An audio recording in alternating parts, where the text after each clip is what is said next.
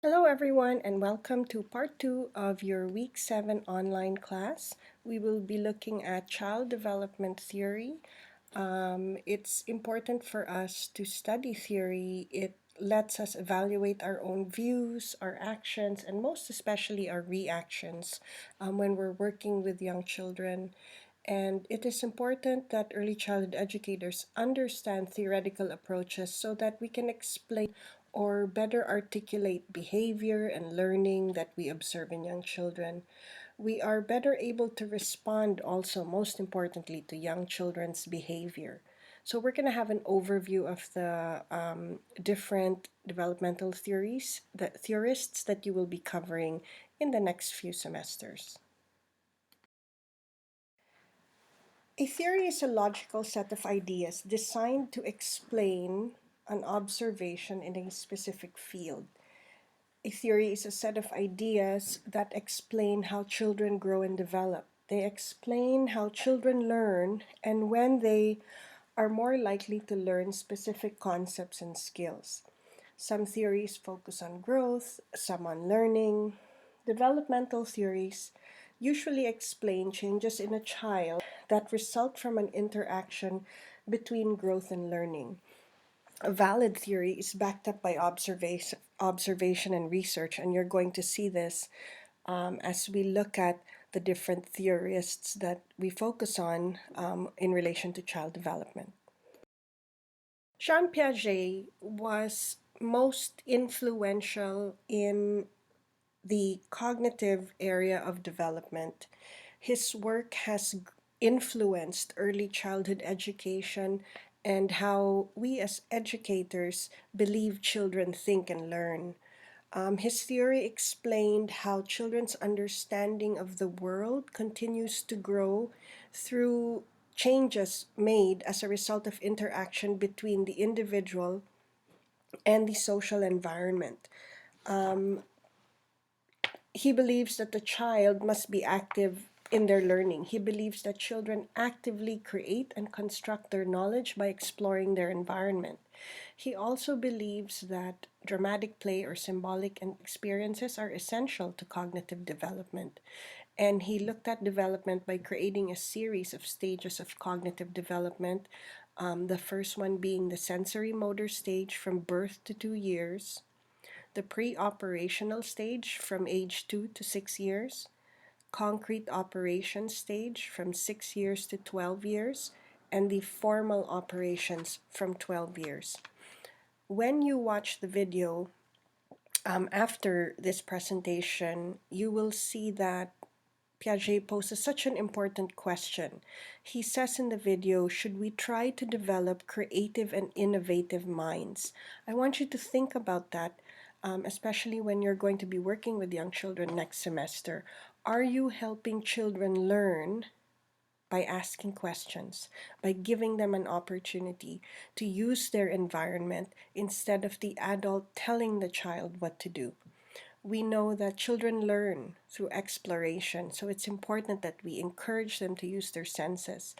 And Piaget believes that adults really need to set up the environment and give the child an opportunity to experience their environment in order to learn.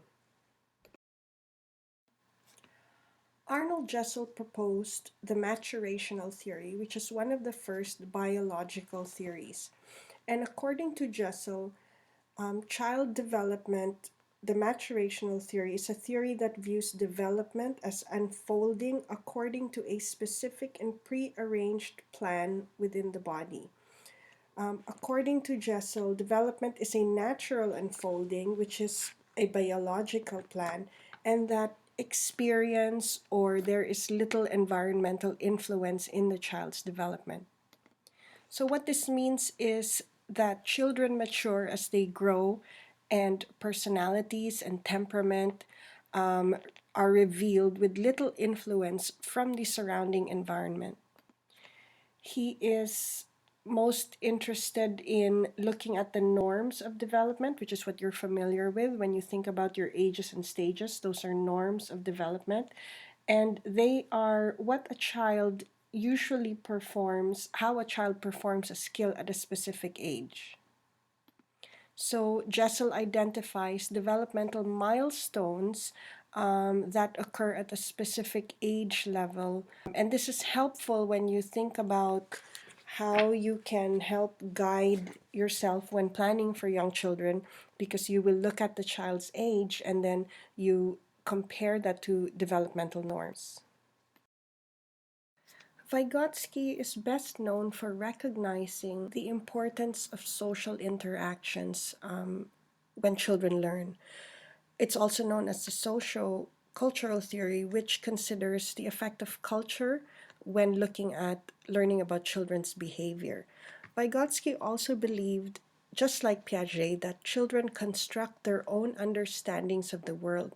But what makes them different in their studies is that Vygotsky focused on and emphasizes that social interaction and experience with others is the major learning process for children.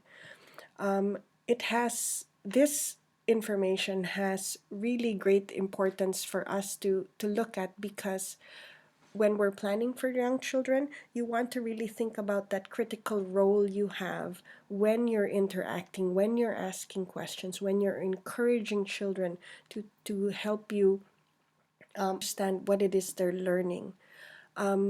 Vygotsky is most known for the zone of proximal development, or what we call the ZPD.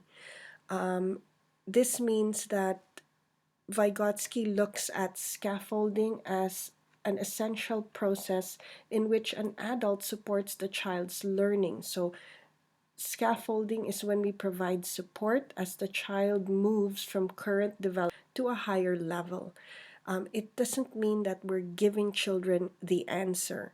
What we need to do is, when we're observing children, we want to make sure that we look at children as they're learning, and if the tasks are too difficult for the child, more often than not, they might give up. So when we see that this is happening, we need to intervene by asking questions or giving hints that help assist the child in completing the task or solving the problem. So when we see them in that zone of proximal development, it's really important for us to help encourage the child to keep moving on so that they can understand the concept. Vygotsky also believes in the importance of language development, and he recognized that children's cognitive and language development do not happen in isolation. Skinner is best known for the behavioral theory. Behaviorists believe that children are shaped by external forces in the environment, and that almost all behavior can be learned through experience. He believed that if you want a child to repeat a behavior, you need to respond positively to the child. Most of the time, we think of behaviors theory as looking at it in the negative, rewards and punishments. It's important that we can find the positive in a theory so that we can help reinforce this learning in young children. The theory suggests that adults play a really critical role in helping the child learn through positive reinforcement. And they suggest that if a desired behavior is rewarded, then an appropriate or desirable behavior is more likely to reoccur. So when you hear the word rewarded, I want you to think about affirmations, things that you can say to the child to help them see that their efforts were recognized, as opposed to the more common things that you see, like giving stickers or candy when you see a child doing something. So think about how you can help the child develop in a more rounded way by encouraging them through positive behavior, positive encouragement. Bandura is best known for the social cognitive theory, and he believes that the cognitive processes are play a very important role in the environment and behavior connections. His research focuses on learning through observation. He believes that learning is based on observation, imitation, and rewards. For example, a child observes another child being praised for tidying up. The child then imitates what he or she has seen or heard in order to receive the same response. Observational learning is sometimes referred to as imitation or modeling. And so it's really important that we, as the adults in the child's life, um, really look at the role we play, especially when we're modeling behavior around young children. Bandura believes that people think about the relationship between their behavior and its consequences. And so observational learning will not occur unless cognitive processes are working. So we're thinking about it, we're processing information.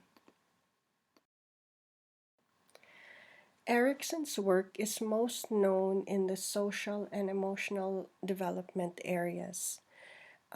Erickson proposed a lifespan model of development, taking it in 5 stages up to the age of 18 years. What we will be focusing on and what's important for us to know are the first 4 stages, as these are the ages of children that we will be working with. The first stage is trust versus mistrust, which goes from birth to a year. This means that trust and relationship with the caregiver is crucial to build attachment. The second stage is autonomy versus out, and this is when they are in their toddler years, where the child struggles for independence. They want to be more autonomous. The third stage is initiative versus guilt, which is between the age of 4 to 5 years, around the preschool age, where children are learning rules and boundaries while carrying out activities. And the fourth stage is industry versus inferiority, up to about 12 years, or that school age period, where children learn to be successful and failure creates feelings of inferiority. You can look at it as a maturational timetable, and his theory is based on and supports the theory of Freud. But Erickson maintains that personality develops in a predetermined order, and he builds upon each previous stage. Erickson theorized that each stage of life offers a specific psychological struggle, just like Freud, that contributes to a major aspect of their personality.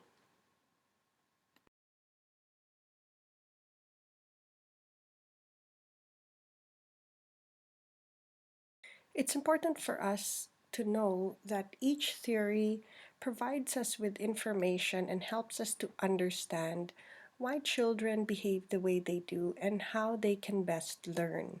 Caregivers should really think about your own theory about how children learn and develop.